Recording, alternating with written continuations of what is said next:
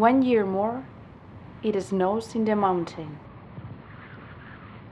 Tons of water on solid state will dress in white forests, meadows, and summits, offering us its most wintry image.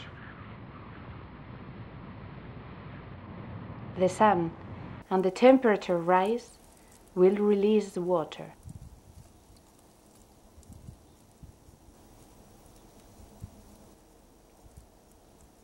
And the mountain will start clearing all the accumulated water through small water courses running down the hill.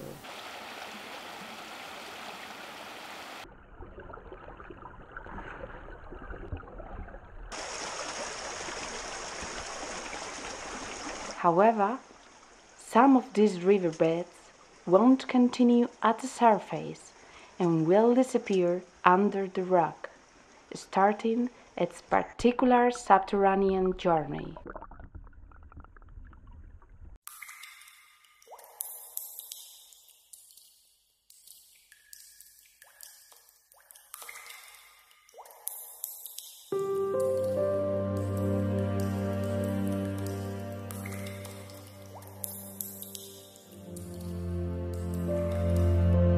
Not all the mountains have subterranean caves or rivers. This depends to a large extent on the composition of the mountain chain and the type of rock that shapes the relief. The formation of subterranean systems through which water passes is called karstification, and it is a process that requires that a given rock is soluble in water. The most important karstifiable rock is limestone, principal component of many of our mountains. Limestone is a sedimentary rock, 4 million years ago in the tropical seas that covered our environment. Numerous forms of life made there their mineral skeletons from calcium carbonate. For millions of years, carcasses of these organisms accumulated at the bottom of the sea in enormous amounts, originating very important sediments. Once fossilized, these sediments became limestone, and we can still observe shells and skeletons fossilized in cave walls. These stratums then emerged, folded, and got fractured by the movement of tectonic plates, forming the mountains that we see today. Due to this origin, the principal component of limestone is calcium carbonate, which can be dissolved in slightly acid water, generating karstic phenomenon. In a small but unstoppable process, water flows through small fractures and holes, dissolving a fraction of the rock, increasing the size and depth of the channels in the successive century and millennia.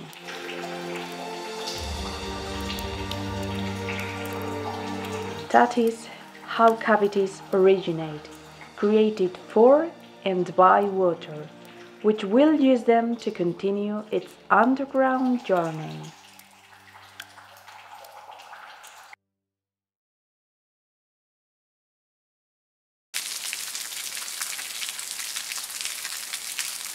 Dissolution works continue intensely in the subsoil.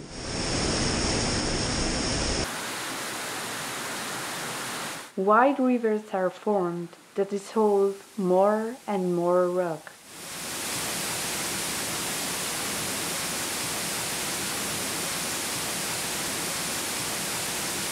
Because of this continuous work, landslide and collapsing end up happening.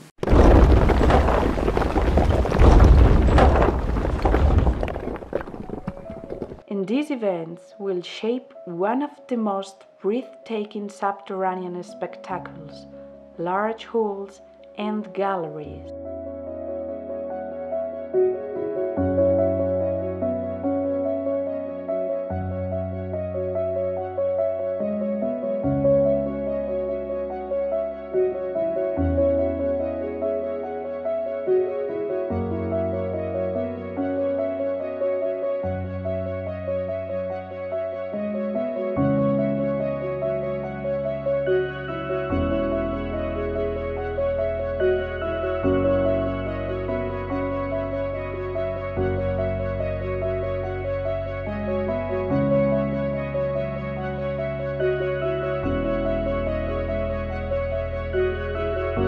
We are at the upper levels of the cave, those in which the water no longer flows as large active streams and which are not flooded periodically by swelling. These galleries are called fossils, where beautiful and striking structures called speleothems are formed. Let's follow our guides, who will bring us to them.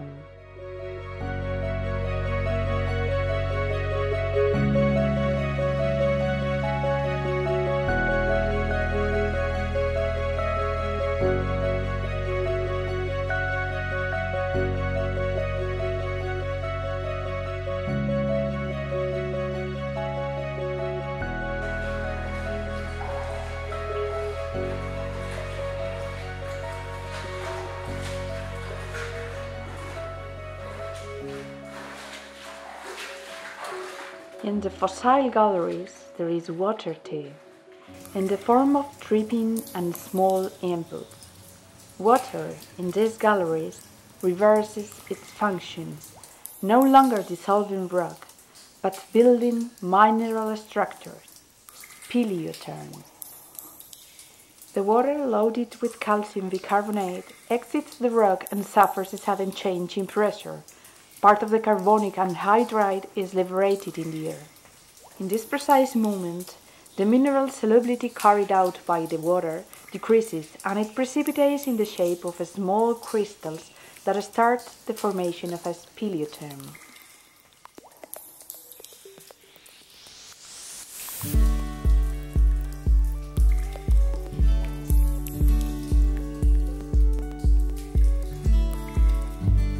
Dripping from the roof will generate a stalactite, which will grow larger and taller after each mineral delivery.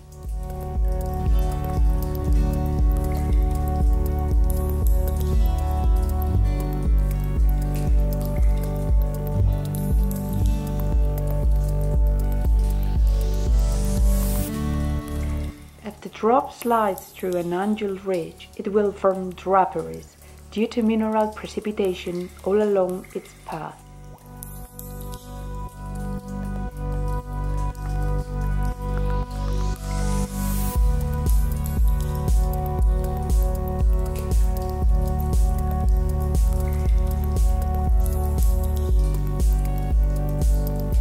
If the water slips through an inclined wall, spectacular flowstones will form that look like enormous jellyfish.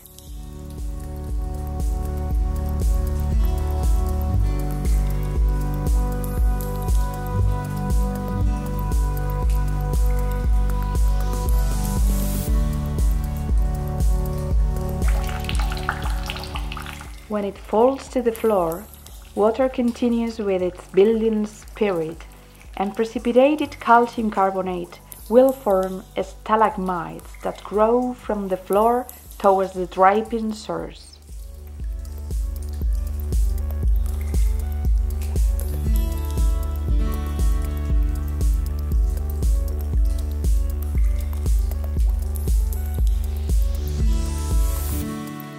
When a stalactite and a stalagmite meet, remarkable columns will form, true mineral pillars.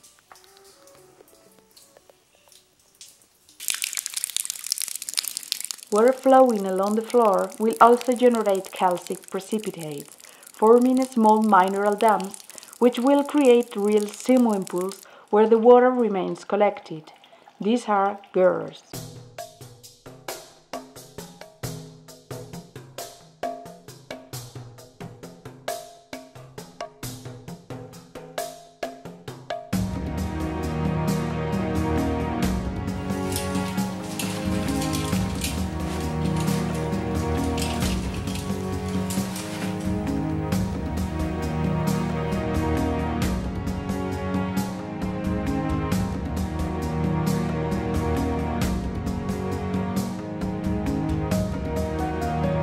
On the surface of the accumulated water, floating a calcite will form too, which will remain attached to the walls of the gore, generating stunning formations.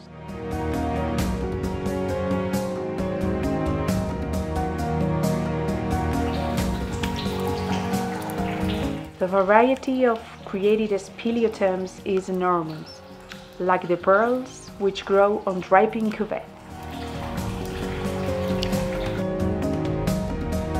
Halictites are formations that challenge gravity and grow wild in any direction.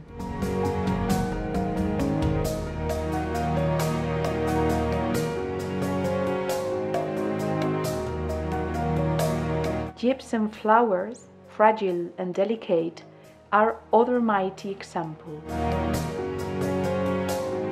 Aragonite needles, another subterranean gift. It is time to leave back fossil galleries and set off to look for underground currents. But before, we will visit another aquatic environment accompanied by our guide.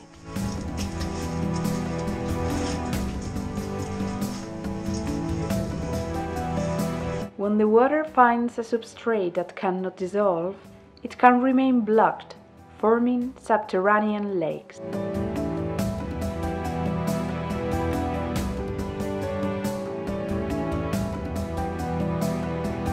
These places offer one of the most beautiful sights of the underground world.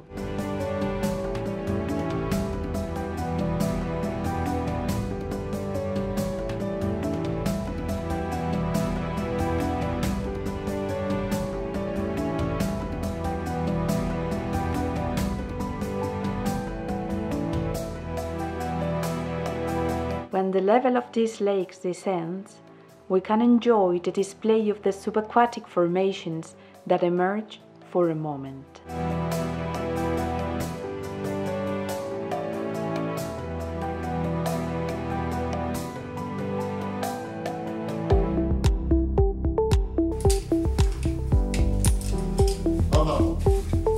It's time to descend up to the deepest levels of the cavity, where water flows are still active, and where conducts are floated in periods of rain and melting.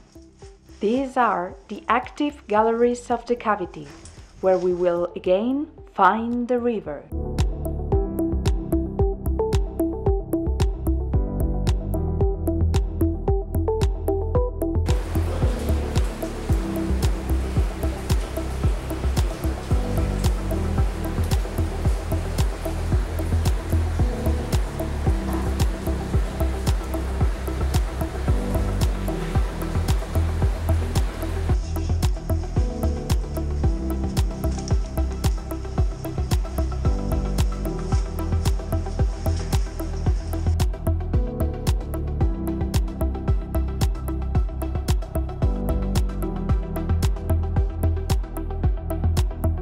The level of the water in this type of active galleries is very variable, like its morphology, which will depend to a big extent on the materials that form the cavity.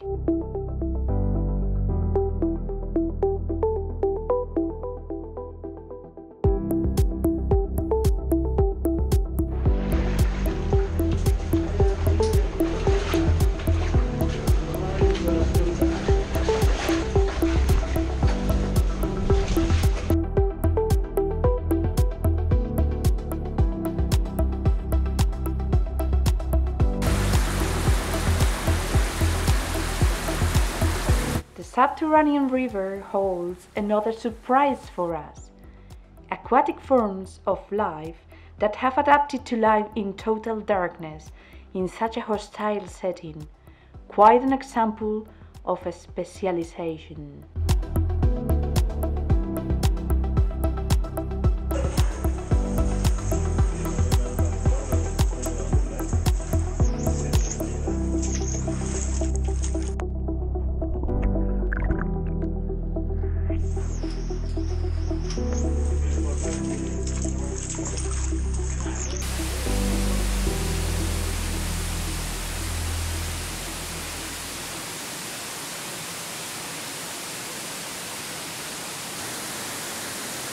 In the caves, rivers also generate cascades, and the sound of the falling water is much louder down here.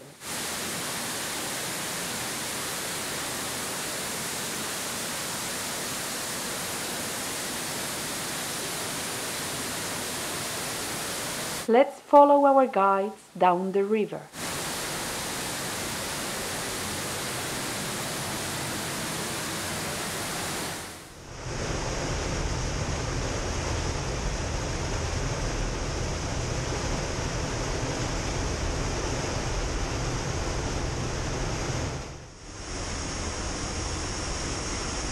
These galleries are so squeezed that we are obliged to progress using opposition techniques to avoid getting wet.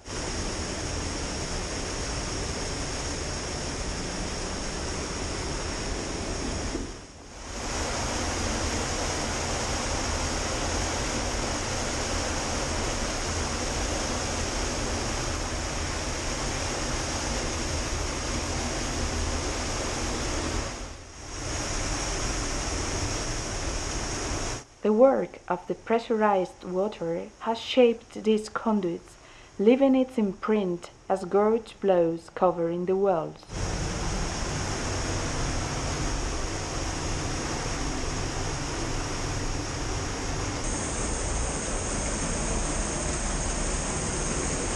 It seems that our trip finishes. The water will end up covering the whole channel. We are in front of a siphon.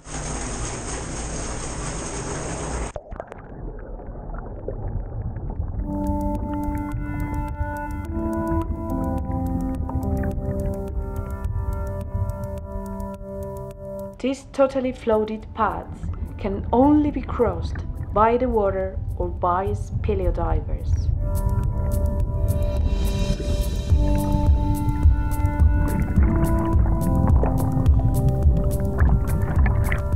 It looks like there is air again, and it seems that they are waiting for us.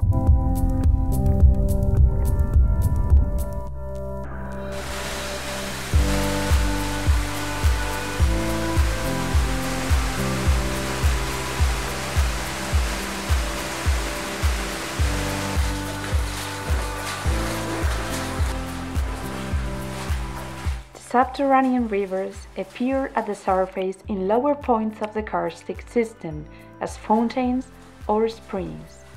Let's follow our guide to the exit.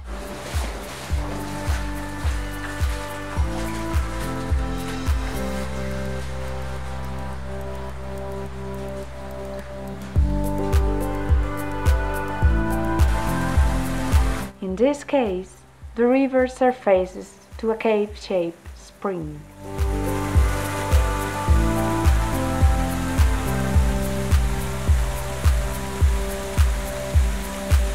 That's how water joins again the surface flow, after having left behind its stump in the mountain entrails.